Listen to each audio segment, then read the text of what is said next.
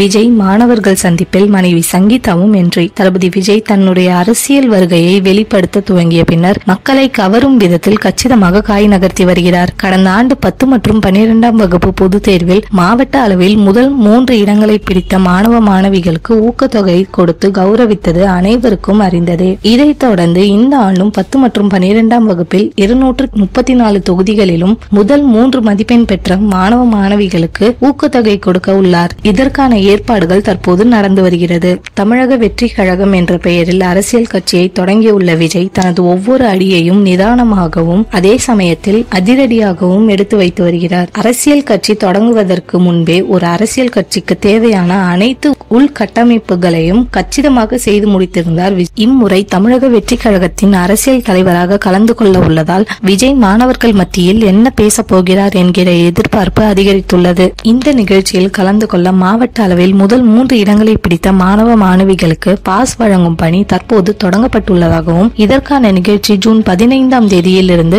20ஆம் தேதிக்குள் நடைபெற வாய்ப்பு உள்ளதாக தமிழக வெற்றி கழகம் அறிவித்துள்ளது. இந்த நிகழ்ச்சியில் சங்கீதா விஜயும் விஜய் குடும்பத்தினரும் கலந்து கொள்ள வாய்ப்பிருக்கலாம். சமீபத்தில் அவரது அப்பா அம்மாவை சந்தித்த புகைப்படங்கள் வெளியாகின. விரைவில் எப்போது நடைபெறும் என்கிற அதிகாரப்பூர்வ அறிவிப்பு வெளியாகும் என்று எதிர்பார்க்கப்படுகிறது.